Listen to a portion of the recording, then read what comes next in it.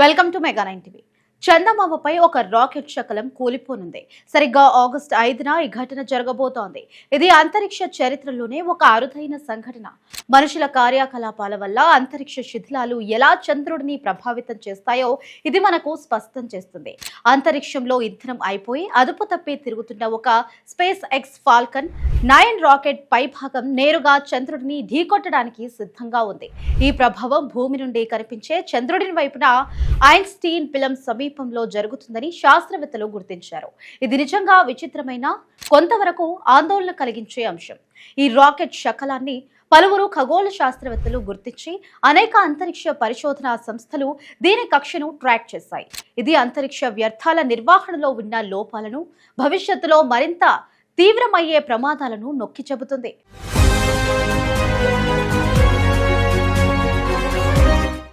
ఈ రాకెట్ శకలం జనవరి 2025లో Firefly Aerospace Blue Ghost mission 1 lander, ispace Hakuto R mission 2 ల్యాండర్లను చంద్రుడిపైకి పంపడానికి ఉపయోగించారు.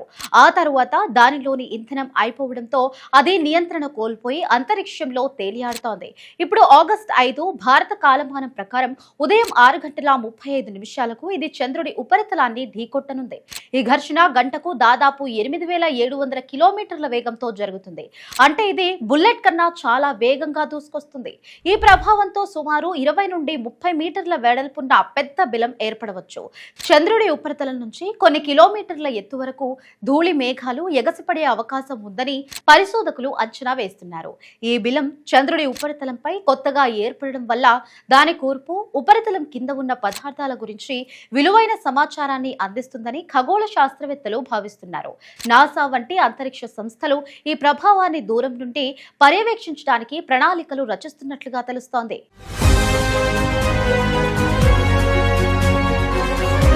చంద్రుడిపై రాకెట్ శకలం కూలిపోవడం ఒక అరుదైన ఘటన.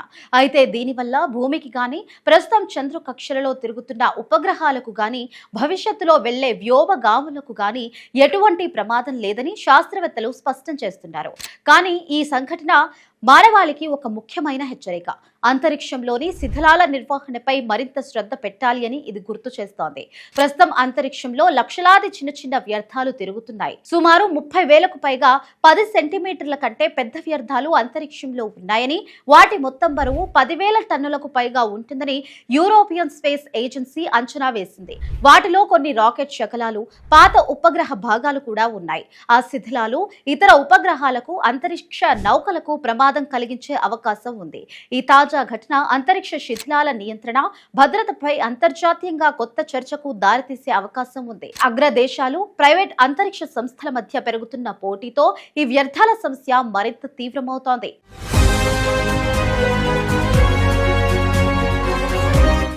చంద్రుడిపై వాతావరణం లేదు, గాలి కూడా ఉండదు. అందుకే 1969లో నీల్ ఆర్మ్స్ట్రాంగ్, బజ్ ఆల్డ్రిన్ వేసిన అడుగుల జాడలు ఇప్పటికీ చెదరకుండా ఉన్నాయి అంటే చూడండి. కానీ ఇలాంటి రాకెట్ శకలాలు కూలిపోవడం వల్ల భవిష్యత్తులో ముఖ్యమైన చారిత్రాత్మక ప్రదేశాలు లేదా సైంటిఫిక్ పరికరాలు దెబ్బతినే ప్రమాదం ఉందని కొంతమంది శాస్త్రవేత్తలు ఆందోళన వ్యక్తం చేస్తున్నారు. అంతరిక్షం అనేది మనుషులందరికీ ఉమ్మడి సొత్తు. ఏ దేశం కూడా దీన్ని తమదిగా చెప్పుకునే అవకాశం లేకుండా 1967లో ఒక అంతర్జాతీయ ఒప్పందం కుదిరింది. కానీ చంద్రుడిని, అంతరిక్షాన్ని ఎలా ఉపయోగించుకోవాలి అన్న దానిపై స్పష్టమైన మార్గదర్శకాలు, నియంత్రణలు లేవు. ఆయా దేశాలు, కంపెనీలదే బాధ్యతగా ఉంది. ఇది భవిష్యత్తులో మరిన్ని వివాదాలకు దారితీయవచ్చు.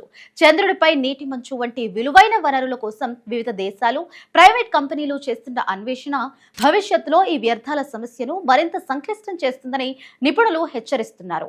ప్రస్తుత అంతర్జాతీయ చట్టాలు అంతరిక్ష వనరుల వినియోగాన్ని, వ్యర్థాల నిర్మూలన బాధ్యతలను స్పష్టంగా నిర్వహించడంలో విఫలమయ్యాయి. భవిష్యత్తులో ఇలాంటి ఘటనలు జరగకుండా ఉండేందుకు చంద్రుడిపైకి జరిపే ప్రయోగాలపై ఒక అంతర్జాతీయ రిజిస్ట్రీని రూపొందించాలి అని నిపుణులు కోరుతున్నారు. ఏదైనా తప్పు జరిగితే సంబంధిత సంస్థలకు నోటీసులు జారీ చేయడం, పర్యవేక్షణకు ఐక్యరాజ్య సమితి నేతృత్వంలో ఏర్పాట్లు జరగాలని డిమాండ్ చేస్తున్నారు. ఈ సంఘటన భవిష్యత్తులో అంతరిక్ష యాత్రలకు సంబంధించి కొత్త నియమాలను రూపొందించాల్సిన అవసరం నొక్కి చెబుతుంది. చంద్రుడి వనరులను, దాని భౌతిక స్థితిని కాపాడుకోవాల్సిన బాధ్యత మనందరిపైన ఉంది. మరి ఈ ఘటన తర్వాత ఎలాంటి పరిణామాలు చోటు చేసుకుంటాయో, అంతర్జాతీయ సమాజం ఎలా స్పందిస్తుందో చూడాలి.